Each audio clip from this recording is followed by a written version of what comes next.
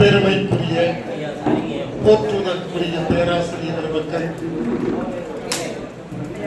ஆன்ற கல்வியில் சிறந்த சான்றோர் மக்கள், மிகச்சிறந்த கவிவாணர்கள், இலக்கிய அன்பர்கள், நண்பர்கள் அத்தனை பேருக்கும் அன்பான வணக்கத்தை முதற்கண் தெரிவித்துக் கொண்டு உங்கள் அத்தனை பேரையும் அன்புடன் வணங்கி நன்றி தெரிவிக்கின்றதற்காக ஒவ்வொருவரையும் முறையாக பெயர் சொல்லி நன்றி கூற வேண்டியது தமிழர்களுடைய பண்பாடு என்ற முறையில் நான் நன்றி கூற விளைகிறேன். தொடக்கத்தில்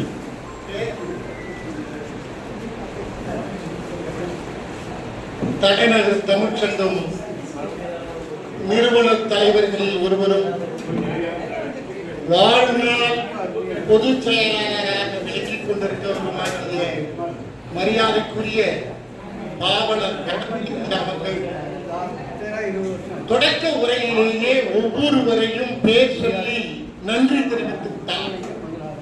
அதற்கு மேலாக நிகழ்ச்சி நெறியாண்மையை செய்து கொண்டிருக்கக்கூடிய அன்பு தம்பி தெய்வ கணபதி அவர்களும் ஒவ்வொரு முறையும் ஒவ்வொருவரும் பேச முடித்ததற்கு பின் அவர்களுக்கு நன்றி தெரிவித்து விட்டார்.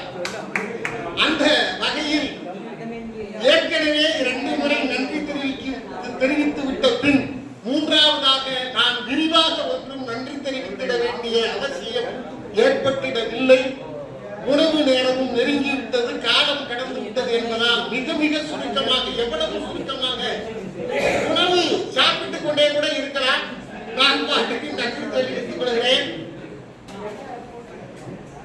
வழக்கமாக மாதந்தோறும் நடைபெறுகின்ற திருக்குறள் தொடர் சொற்பொழிவுக்கு மேலாக பாவலர் கணபதி ஐயா அவர்கள் எழுதிய 2 பெரும் நூல்களினுடைய வெளியீட்டு நிகழ்வு ஆகிய 2 பெரும் சிறப்பாக இந்த நிகழ்வு நடந்து முடிந்திருக்கிறது. இந்த 2 பெரும் சிறப்பு கூட மூன்றாவதாக ஒரு நிகழ்வு மரியாதைக்குரிய கவி இசைக்கலைமணி சிவராஜினி அம்மையார் அவர்களுக்கு விருது வழங்குகின்ற விழா ஆகிய 30 விழாவுக்கு தலைமை தாங்கி சிறப்பித்த சமூக காவலர் மாமன்ற 3 முறை உறுப்பினராக இருந்தவர் இன்றைய ஆட்சியாளர்களினுடைய பெரும் மதிப்பை பெற்ற தலைவர் சேம நாராயணன் அவர்கள் தலைமை உரையிலே மிக சிறப்பாக ஒன்றை குறிப்பிட்டார். அதாவது இந்த தலைநகர் தமிழ்ச்சங்கம் தோன்றுகிற போது என்ன இலட்சியத்தோடு என்ன இலக்கை வைத்துக் கொண்டு முன்னெடுத்ததோ அது இந்த 4 நூற்றாண்டு கடந்ததற்கு பிறகு அதனுடைய எழுச்சியும் வீழ்ச்சியும் சற்றும் குறையாத வகையில் இன்றும் செயலாற்றிக் கொண்டிருக்கிறது என்பது இன்றைய நிகழ்ச்சியின் வாயிலாக நான் புரிந்து கொண்டேன் என்று அவர்கள் சொன்ன அந்த செய்தி உள்ளபடியே நான் நினைத்தற்குரிய ஒரு செய்தியாகும். அப்படி அந்த விக்டோரியா மகாராணியார் இந்த தமிழகத்துக்கு வந்த அந்த நிகழ்வையும் ஒப்பிட்டு தலைமை உரையாற்றி சென்றிருக்கக்கூடிய சமூக காவலர் சேம நாராயணன் ஐயா அவர்களுக்கு முதற்க நெஞ்சம் நிறைந்த நன்றியை நான் காணிக்கையாக்குகிறேன். அதற்கு அடுத்ததாக பாவலர் அவர்களினுடைய 2 பெரும் நூல்களையும் வெளியிட்டு மிக அற்புதமானதொரு வாழ்த்துறையையும் சிறப்புரையும் வழங்கியிருக்கிறார். சென்னை தியாகராயர் கல்லூரியினுடைய மேனாள் தமிழ்துறை தலைவர் ஐயா சொக்கலிங்கம் ஐயா அவர்கள் மிக சிறப்பானதொரு முறையை அவர்கள் ஆற்றியிருக்கிறார். மிக நகைச்சுவையோடும் இருந்த ஆய்வு உரை நோக்கத்தோடும் அவர் ஆற்றிய உரை இன்னும் நீண்டு இருக்க வேண்டும்.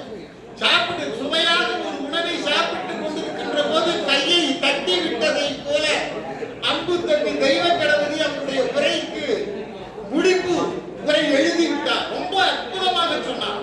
ஔவையார் அவர்களினுடைய பாடல்கள், பொன்முடியார் அவர்களுடைய பாடல்கள், நெட்டிமையார் அவர்களுடைய வெண்ணி குயத்தியார் அவர்களுடைய பாடல்களை எல்லாம் எடுத்து சொல்லி அந்த கால சங்க கால பெண்பாற்புலவர்கள் என்னவெல்லாம் செய்திருக்கிறார்கள் என்கிற அந்த செய்தியையும் சொல்லி திருக்குறளில் ஊழல் உவகையில் பெண்கள் எவ்வாறு பேசப்பட்டிருக்கிறார்கள் என்பதற்கு உறங்கை உதாரணம் காட்டினார்கள். அதாவது ஒரு பெண் இந்த மாதிரி உங்க சொந்தக்காரர்கள் எல்லாம் போக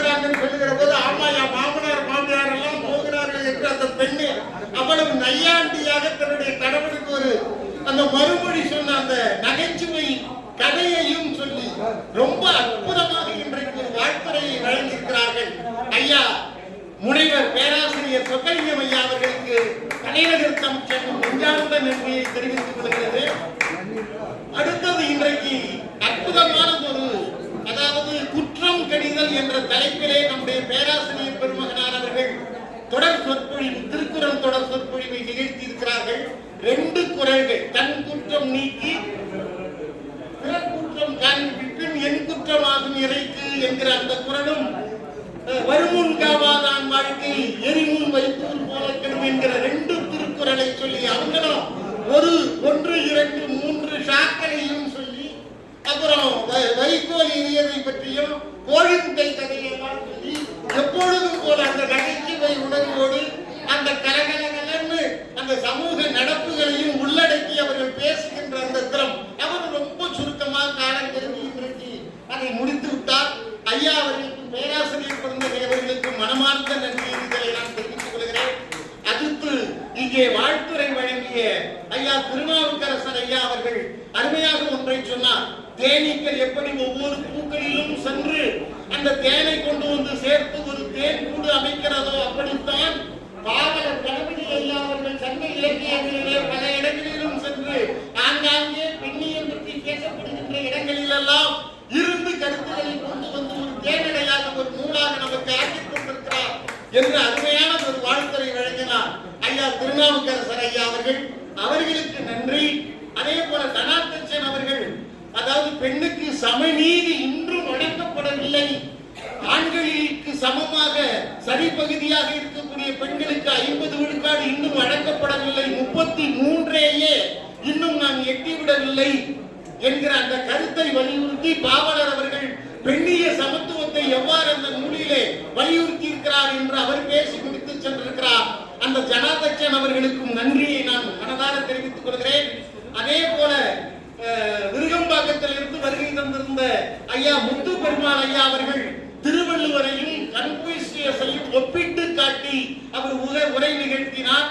பாரதி, பெரியார், வள்ளுவர் இவர்கள் வழியாக வந்த அந்த பெண்ணிய கருத்தியல்கள் எல்லாம் என்ன என்பதை தொட்டு காட்டி அந்த நூலிலே பாவலர் ஐயா அவர்கள் பேசியிருக்கிறார்கள் என்கிற கருத்தை அவர்கள் விளக்கி சொன்னார்கள். அவர்களுக்கும் நன்றி.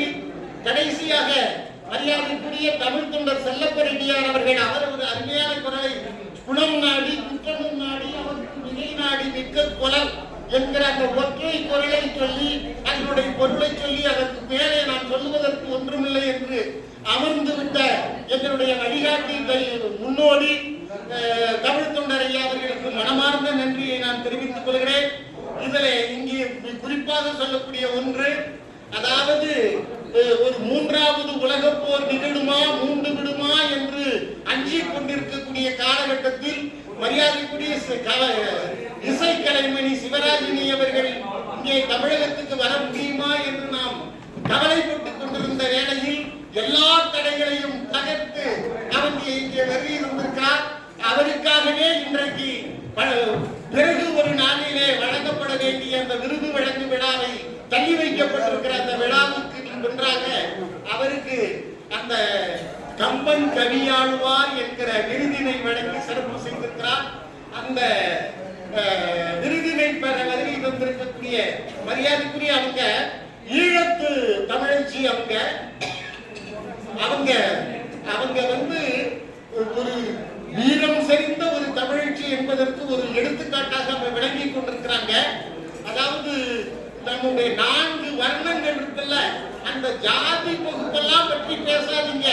நாமெல்லாம் தமிழர்கள், நம்முடைய இனம் தமிழினம் என்று வீர முழக்கமிட்ட அந்த சங்க காலத்து அந்த பெண்ணை போல ஒரு வீர மங்கை தான் நம்முடைய சிவராஜினி அம்மையார் அவர்கள். அவர்களுக்கு தருகிற இந்த விருது மிகவும் பொருந்தும், சால பொருந்தக்கூடிய ஒரு பெண்மணிக்கு நாம் அந்த விருதை வழங்கி இருக்கிறோம்.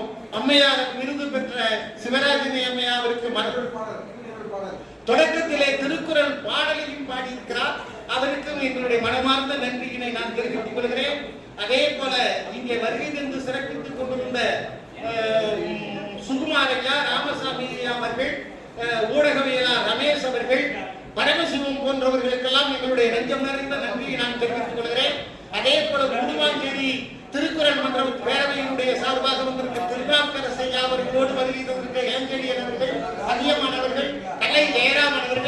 பரணி கவிஞர் பரணி போன்றவர்களுக்கெல்லாம் உளமார்ந்த நன்றியை தெரிவித்துக் கொள்கிறேன்.